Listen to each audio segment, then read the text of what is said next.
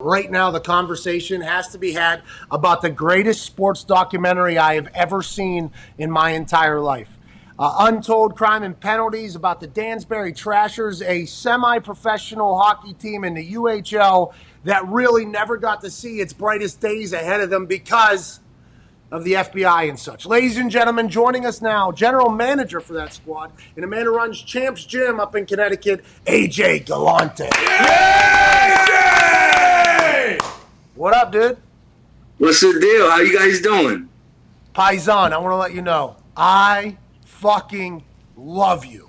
I don't know if you know this. I've been talking about it for the last 2 days. When I started watching the doc and the way you're being portrayed early with the hat flip and everything like that, I grew up in Pittsburgh. There's a lot of folks like you and us around. I thought it was going to be a nightmare. You built a great team. You handled yourself professionally. That UHL commissioner ended up being a fan of yours. Job well done, my friend. And I'm very thankful for you joining us here today, AJ. Oh, no, thank you guys. It's just been a whirlwind. I'm just so humbled to, meet you guys and thank you for the opportunity. Yeah, I know. Thank you for the opportunity to chat with you. AJ was forced to watch the doc last night. He's got like 10 kids and shit going on. I told him, hey, you got to watch this doc. It's the best doc I've ever seen. Did you know while you were filming it, and I assume for the last however many years in between, that this story was going to be one that people were going to absolutely love? And did you expect the reaction that it's gotten thus far, AJ? I don't know. That's a great question. I mean, when the producers, the Way brothers of the whole Untold series, they were, McLean was just like a pain in the ass girlfriend in the beginning. He kept emailing me, calling me. I want to talk to you. This is going to be big. And I finally was like, I gotta like at least give this guy the respect of a phone call. And he's like, listen, he pitched it in like 30 seconds. He's like, Netflix is making us do 5 stories. They're big stories, but we got to get the Trasher story in there. I spoke with my dad. We thought about it, and we said, you know what, fuck it, why not, right? So we just we just did it. I mean, I knew locally would get some hype, obviously, but I've been overwhelmed, to be honest. I'm just very humbled by this whole thing, and it's insanity. AJ, do you have any idea? I don't know. It looked like maybe your 10th birthday or so when China, The Rock, Triple H, I believe Shawn Michaels, all of these wrestlers showed up to your, it looked like a backyard birthday party. Do you have any clue what they got paid or how they got there? So this is great because I mean, wrestling was my first love, and I still love it. And as a matter of fact, it's my dream. You get to ask that questions. If you have 3 dinner guests, who would it be? Vince McMahon is solidified number 1 on my list. But my father was friends with the old wrestler, Lord Wrestling, Lou Albano, from way back in the day. And I guess, I don't know how he did it, but this was like right 6 months before The Rock, Triple H. Triple H wasn't even Triple H. He was Hunter Hearst Helmsley. The Rock was Rocky Maivia. They weren't there yet. They were like mid-card guys. So what happened was there was a big show in New Haven, Connecticut, the day of my birthday party. So I don't know how it was arranged. They came to the pool. It was insane. And then we went to the fights. We went to the show in New Haven later that night. It was just crazy. I mean, the kids in my party were like, it was just insane. It was China was the best. When I tell you she ate 9 hamburgers in an hour, that's not an exaggeration. Dude, let me tell you something. I remember that vividly. It was my 11th birthday party, and I just remember being fixated on her, just eating, and it was like I couldn't get over it. But they were all unbelievable people.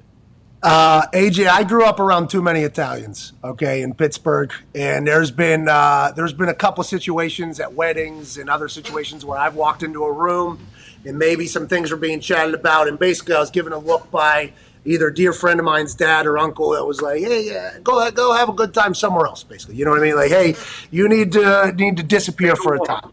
Yeah, take a walk. And I think the entire world is infatuated by the Italian mafia, mobster lifestyle. And I think that being a part of this whole thing is one of the big draws to it, right?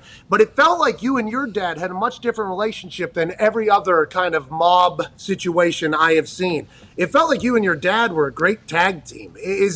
Did you realize your whole life, because in the doc it says you hung out with your dad, you met a lot of guys, they treated you with respect. You were very mature, by the way, even though the way you dressed, I think a lot of people said, oh, he was a child or whatever, but the way you handled yourself seemed to be very mature. Did you guys know what was going on with what was going on with your dad the whole time, or was there some shit that was kind of held away from you throughout your entire life?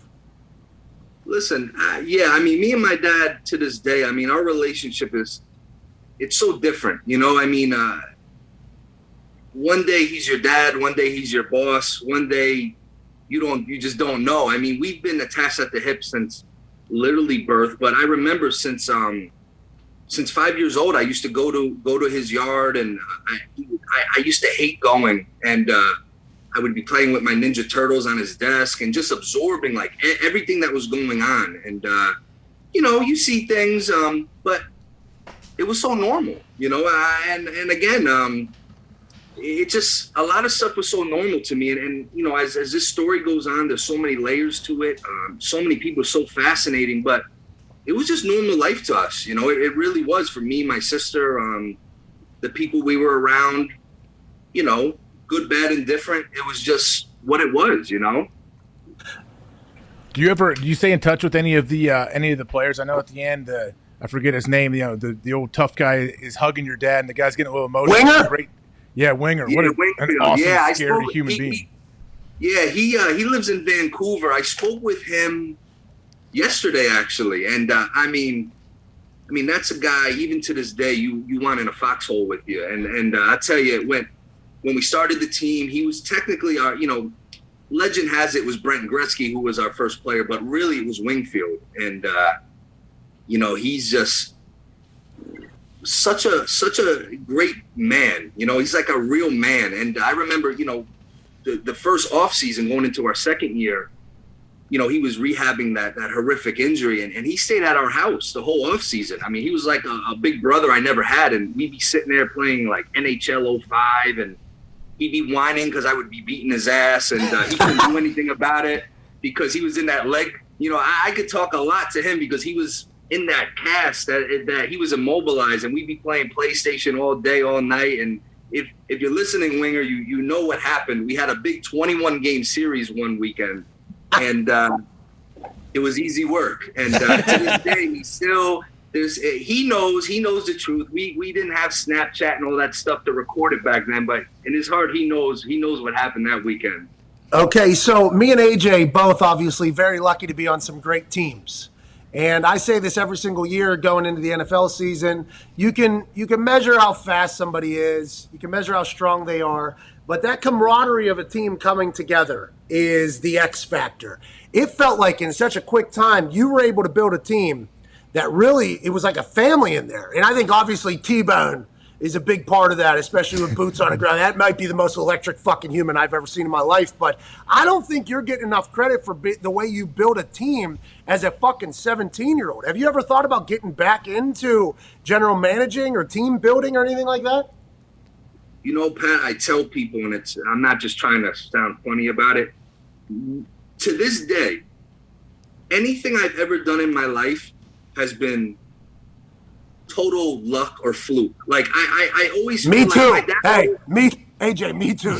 Like I just wake up one day and it's like you're the GM of a team. I wake up one day and I'm in professional boxing. I've never been prepared for anything. You know, some people, you know, they want to be a lawyer. You go to law school. You know, that's, you know, obviously people change their minds or careers, but you know, people at some point they have an idea what they want to do and they do it. Me, I don't friggin' know what I'm doing. I wake up every day and it's like, oh, you're talking to Pat McAfee. I'm like, all right, I'm talking to Pat McAfee.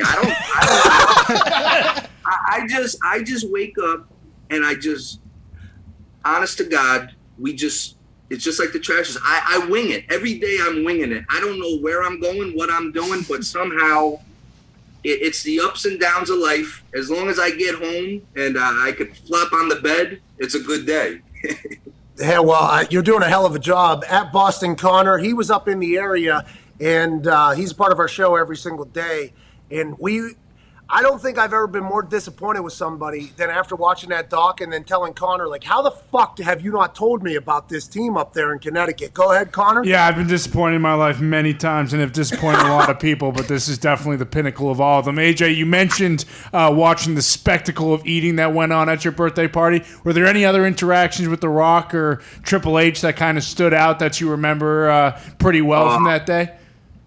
Well, what I remember, I just remember being in a fog, seeing these guys, and they were, it was like I was just watching them on Monday Night Raw like 3 days earlier, and they're here at, they're at your pool, and I remember The Rock, and he wasn't The Rock at the time, was such a sweet guy, but very quiet, to the point where Triple H was like breaking his balls. He was like, "Oh, Rocky, you gonna talk to the birthday boy? Like, say something," you know what I mean? And he was really quiet but very sweet and nice. Triple H broke my heart. And I hope he's listening, because I learned to respect. I have the most respect for this man. And I've always loved wrestling. To this day, I still watch. But I got the biggest reality check of my life that day. And what I realized that day was, man, wrestling is legit. I don't care what anyone says. I used to get into fights with people over wrestling. You can't tell me anything about wrestling. Triple H, he's at the birthday party, great guy, taking pictures, talking, funny, breaking balls. We go to the show later on that night. We go to the show. They leave like 3:00. Bye, guys. So we go to the show. We're sitting front row. It's me, my buddy Steve, Mike, my sister, and Triple H at the time's a bad guy. So. All the guys are at the birthday party. They had their matches. They're coming out. They're slapping us 5. They see us. They're all babyface, I'm feeling like, oh, I'm the guy. I am. These guys are coming up to. So Triple H is probably the co-main event that night. And he comes out with China. And, they're heels. And I'm just like, yeah, Triple H, yeah, my guy, come here. I was just with you at my pool. He comes over. He stops dead in front of me. He gets this close to me. He goes, "You sit your ass down. You already had your autographs and pictures. Sit your ass down and shut your mouth." Dude, my heart sunk. I was heartbroken. And China looked at me, and she's bad too, so she's looking at me. I'm like, "China, this broad just ate all our hamburgers." Attitude. Dude, I'm like, I was like, as an 11-year-old, I was like, what the hell just happened? And my dad's sitting there laughing his ass off. And I'm just like, Dad, can you believe this? He's like, AJ, he's like, this is who he is. When he goes into his business, this is who he is. But he broke my heart, and I'll never forget it.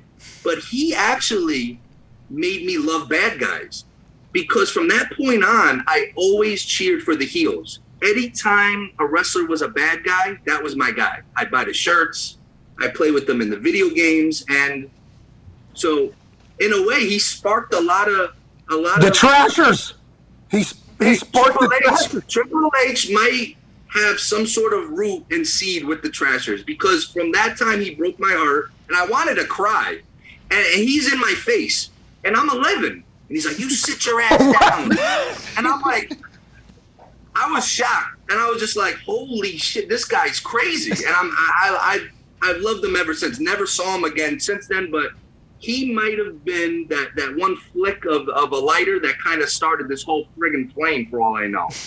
I will let him know, and I'm sure he'll send a message to you, Andrew. Listen, my dream. I will cut a promo right now. I will face him face to face anytime.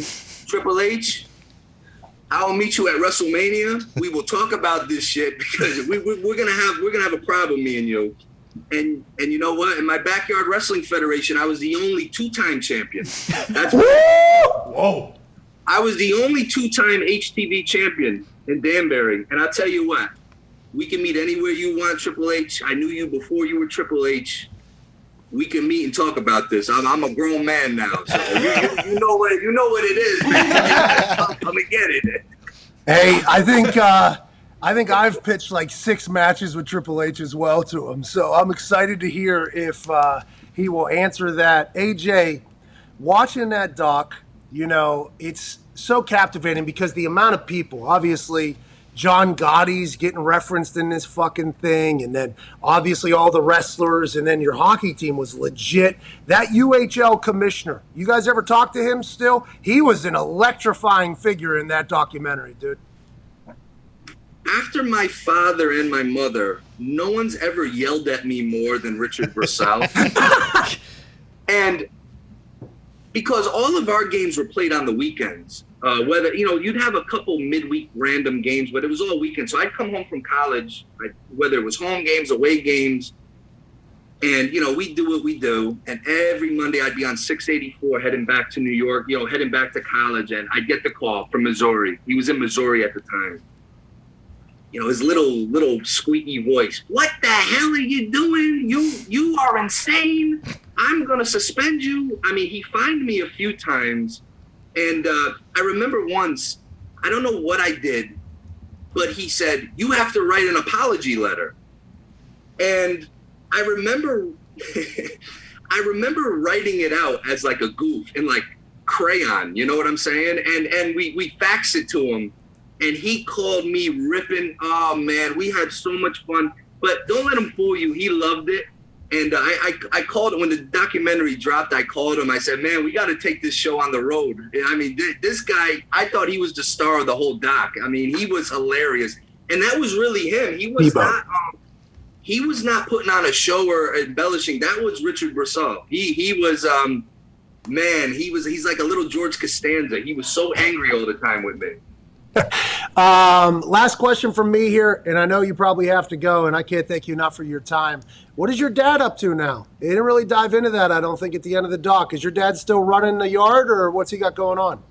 My dad is going to be 69 this coming January, and he wakes up 4 a.m. and he's on a heating oil truck every day. He carries the hose. He fills up people's houses every day. He's an oil truck driver. That's what he's doing. And I'm like, Dad, you got to take a rest. I mean, I understand it's but he won't. He's never going to stop. Never. He's the best, by the way. And I was so happy to learn about him as somebody who appreciates the hell out of the Italians. I mean, you guys, great food. Great food, good culture. Yeah.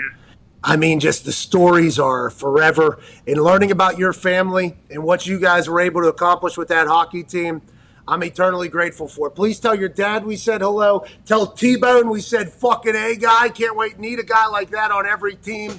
We appreciate you so much, AJ. Hey, you send me some sizes. We're going to get the whole team some jerseys. You send me numbers and last names. Hell yeah. I'm going to take care of that for you guys. Hey, I didn't earn it, okay? I did not earn it. But being a trasher seems like it would be like a dream come true for a lot of people, and myself included. Hey, it was just 2 years, but it's a badge of honor. You send me, you tell them to email me numbers and names or whatever you want. It's a done deal. You're the best. AJ Galante, we got SmackDown at MSG, by the way, in 2 weeks. I don't know if you're still in that area. Hey, listen, you tell Triple H I'm coming for him one day. I don't know. I'll jump the guardrail or something, but I'm getting my promo with him one day. Yeah, smack him right in the fucking mouth. Yeah. Ladies and gentlemen, the general manager of the Danbury Trashers, star of the Netflix documentary Untold, Crime and Penalties, AJ Galante. Thank you, man. AJ! Woo! Grazie, paisan. That dude's cool. Yeah. How about his dad, by the way, on a fucking oil truck now? That guy, who knows how much he was running.